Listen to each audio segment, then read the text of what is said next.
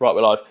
Hello, welcome back to WD18, the Watford fan channel. Welcome back to another match preview. This time we're going to be taking a look at Watford versus Stoke City at Vicarage Road tomorrow. Funnily enough, Sam, I just walked past Vicarage Road and the lights are on, which suggests that the players are training there today, which is really interesting. I think they've been doing that before every game, which is...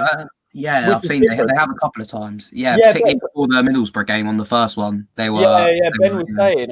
I saw one of his vlogs and they were training there before the game. But yeah, that's just something I saw today. First off, mate, how are you? How are you doing? Yeah, I'm all right. I'm really I'm enjoying the fact that football's back, even though it's not necessarily been that great. And it's really getting me through all of this. I'm sure everyone watching this at the moment is having their own personal situations with COVID and whatnot and school, and it's just great to have football there every single week, even if performances haven't been too great of late. I was going to say, has Watford helped the situation or made it worse? To be fair, I think we don't want to be too negative about it. Let's actually get it out of the way first. The last week for Watford has been disappointing, hasn't it? Yeah. I mean, Bournemouth, Wycombe, Barnsley, and you'd been expecting, I guess, a win against Barnsley and Wycombe. I think Bournemouth, had you said to me before the game, would you take a point? I probably would have, because I think Bournemouth will be up there come the end of the season. But for you, Sam, was that a difficult week to get through as a Watford fan? It was a very difficult week to get through. I was, after the Wycombe game, I was kind of torn, because on the one hand, if we want to be going up as champions or just going up in general, we can't be drawing games like that. And we have to be going to places like Wycombe, like Barnsley, and just dispatching these teams. But on the other hand, following the Wycombe game, I was like, this is a really good learning curve for this team, because that was, I'd say, the first proper championship sort of team we'd play. 11 men behind the ball, Akinfenwa up front, bit of pace in there as well, physical. So I thought they'd go and learn from that and be proper up for it for the Barnsley game. And, I think, you were there. Robbo said we'd win 3 or 4-0, didn't he? I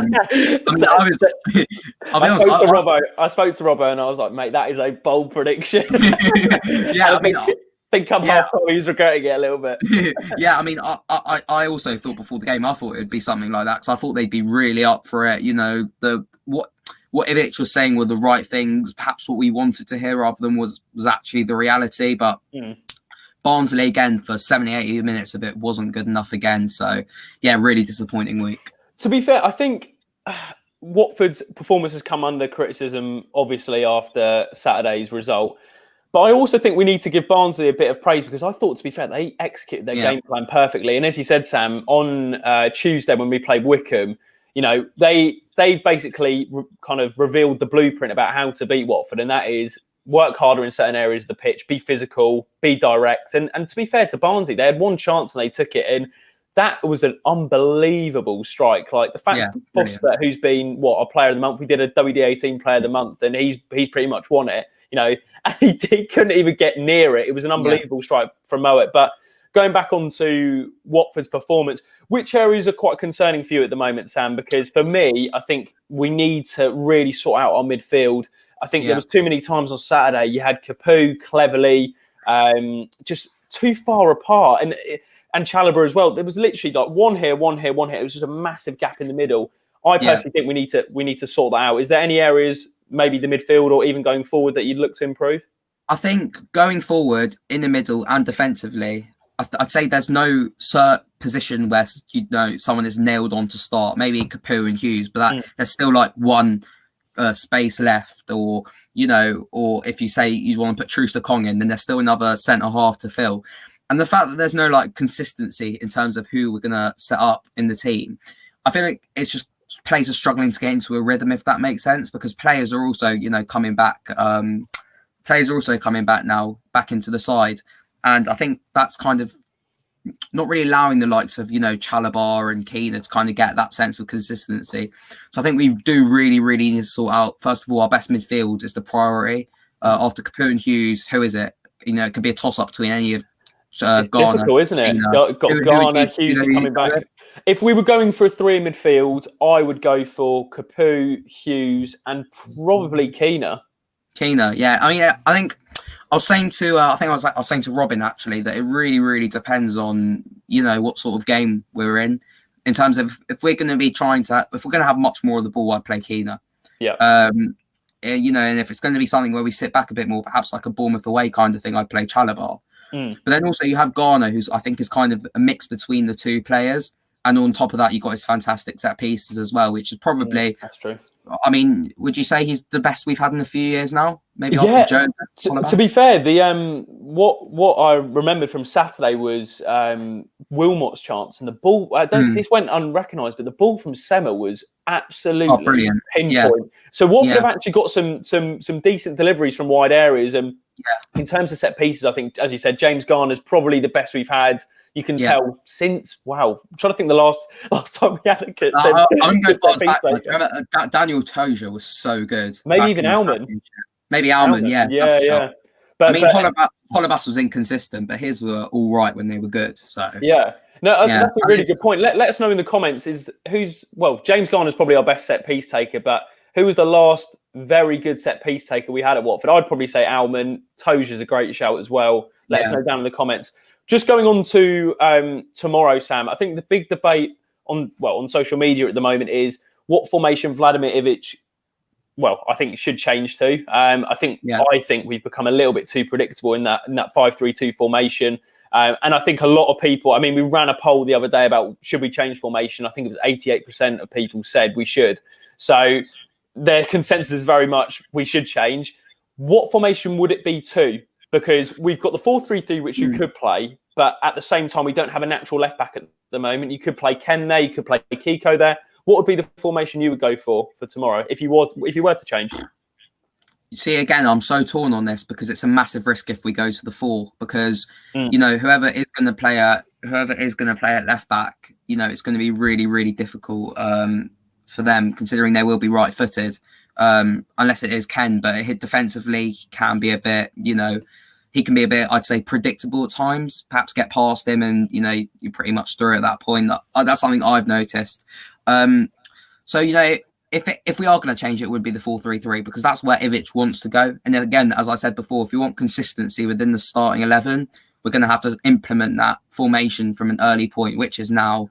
But I personally can't see Ivic changing until we get that left back position in, which at the moment, unless we get someone in January, it's looking like we'll have to wait till February till Messina's fully fit. He's got options, Ivic. He can play. There's options in the midfield, but the front three is again sparked debate. If you were going to go to a 4-3-3, what would be your front three? Because obviously Ismail's going to start, and who would be down the middle for you? JP on the left and Andre down the middle. I think Paritz has shown me really, really good signs. I just don't really know. I still haven't seen enough of him, I'd say. I don't want to go off him just off the Bournemouth game. And a couple of times he seemed to lose interest in the game, particularly in the second half. But, I think Andre suits this team perfectly. Looking back at the Tottenham game from pre-season, the runs he made and the balls he got, literally what Andre Gray has been crying out for all his time at Watford. So I think Gray will be perfect in the middle in this team. I really do, and I hope he can stay fit. Yeah, I think that's a good shout. Personally, I think we should move to the 4-3-3. I think Ivic has made it pretty clear that that's the formation he wants to be using. The reason he's not using it is because we don't have Messina fit, and apparently he won't be fit till February, which is that could be a big blow for us, I think, because would you play Kiko at left back? Yeah, probably. Yeah, I'd prefer to play Kiko at left back than Sema at left back. I think so. I'd actually play, for me at the moment, I'd go Sema at left wing, and I'd probably put down the middle. I would rest João Pedro for a little bit. I think last couple of games he's particularly Barnsley was poor, I thought. I mean, there were a couple where he should have been played through. There was one by Tom in the first half, cleverly. Yeah. And he really should have played Pedro through, but he just didn't. I mean, Ivic said today that Pedro's not a striker. He said he doesn't want to play him down the middle, but there's simply no one else. I mean, we're not going to start Glenn Murray. To be fair, now Deeney stayed. Glenn Murray's a bit of a, where does he fit in with all of this? Probably more in the FA Cup or... Yeah, exactly. I wouldn't be surprised when Deeney's back if Deeney comes straight in. I really wouldn't. Really? What, in a 4-3-3? Yeah, in the 4-3-3. I mean, I don't know how good it would be. But this is a suggestion I've heard, Sam, is what about a 4-4-2 with Gray and Deeney up front when he's fully fit?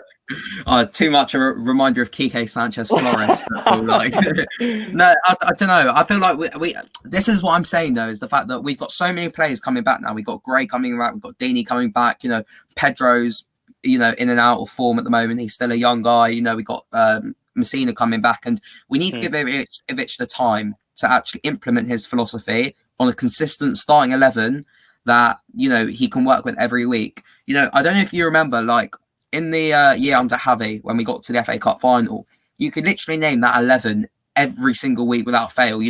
Maybe the only toss-up would be between Mariappa and Kabasele or Yamat and Kiko, but except for that, every single week it would be the exact same team, and that's what I think did us so well that year, because the team was consistently the same every single week. And if we don't have that in the Championship, then I can't really see how this team will ever mould together, and that will just reflect badly on Ivic when it's not really his fault. Well, someone made a good point here, and it was J Matt who says Ivic has said he wants to keep the 5-3-2 though. I don't think he said that. I don't think he said that. I've watched all of his press conferences and I haven't seen him say that once. He said that whenever we can, we will move to the 4-3-3. But at the moment, we do not have those players, and that is true. So he hasn't explicitly said it, but it suggests that he probably won't be moving away from that system. Yeah, I don't think he will move away from it for that time.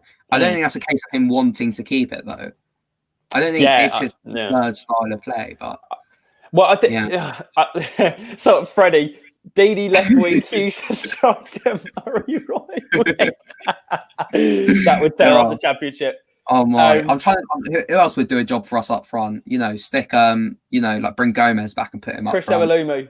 What a player! What a player. Crazy Cam 2004 says if Kiko plays left back, I think Ngakia will lose his freedom to move forward. Saw it a lot at West Ham because of his defensive duties. I think that will happen anyway, because if we change to the 4, he will have to defend more. I think, and he'll have more responsibility on that right hand side, and I think he will lose a bit of freedom like that. I have thought about that about Ngakia actually, whether he is more suited to playing right mid, right wing. Yeah, someone said that, but I think he's pretty good at one-on-one defending. No, that's not doubting. I think he's literally one of those players that can play anywhere on that right-hand side. A bit like Sema. Sema's he's not versatile. Defensively. It's like, he can play. He's versatile on that left-hand side. He could probably do a job there.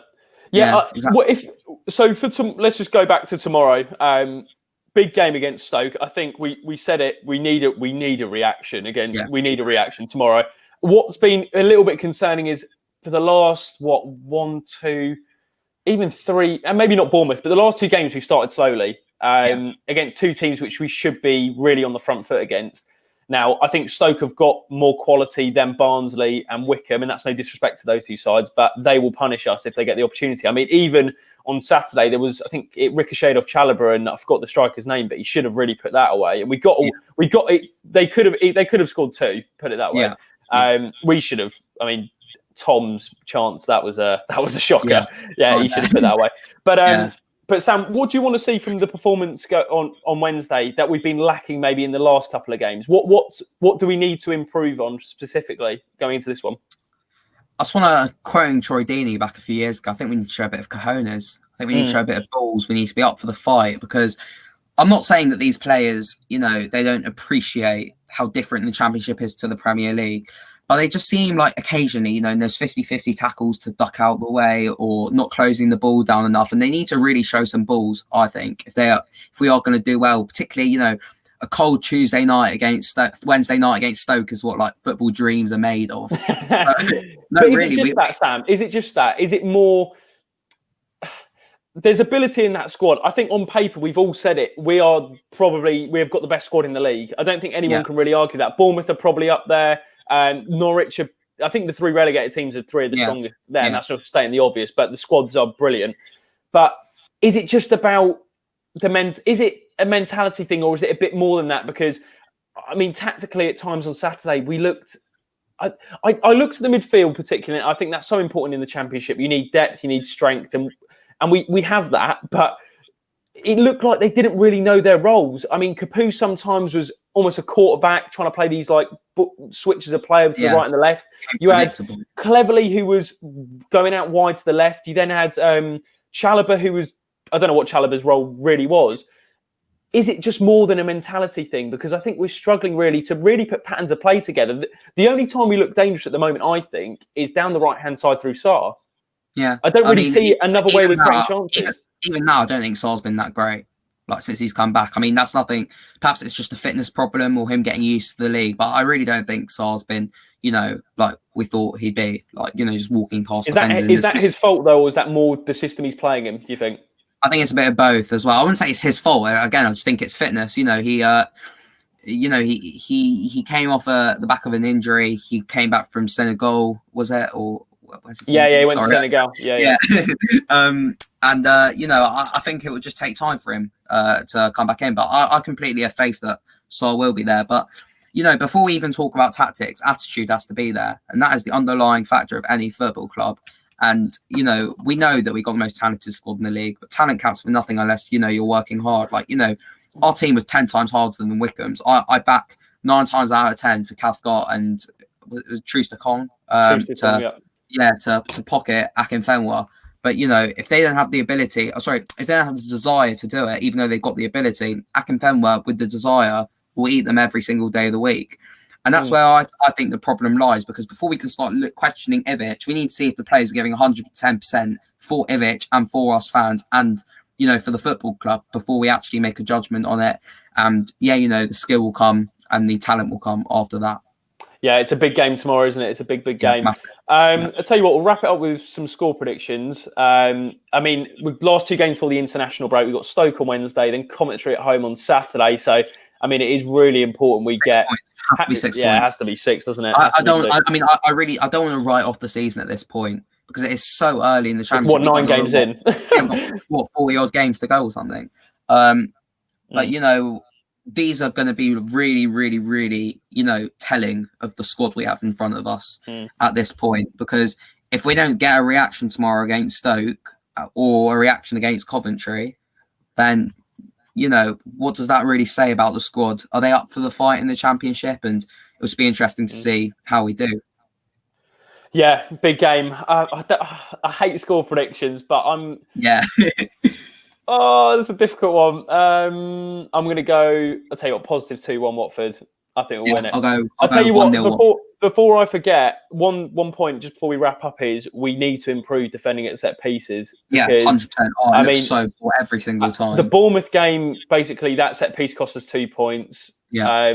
The Wycombe game, another 2 points. So effectively, 2 set pieces have cost us 4 points. And to be fair, that changed the landscape completely because I think people would still be like, okay, we haven't played great, but we'd be grinding out results. And I think the attitude would be maybe a little bit different from Watford fans that, we've grinded out results, not even playing that well at the moment. But, the set pieces, Sam, got to be improved on. It really, really does need to improve. Also, we're recording a podcast during the international break, so should we get a Q&A going for that as well? Yeah, so guys, if you want to drop us a follow on Instagram and Twitter at WD18fans, probably the best place to do it. We'll put a post out on Insta, but we'll put a post out on both, and then you can reply with your questions. But anything Watford related this season, any just general questions as well. But make sure you do follow us on our socials at WD18fans. If you haven't subscribed to the channel already, that'd be massively appreciated. If you enjoyed the match preview and like to see more live match previews, then please do leave a like, turn on post notifications. We'll be back tomorrow for a match reaction after the Stoke game, after a Watford win, hopefully. Cheers, guys. Take care.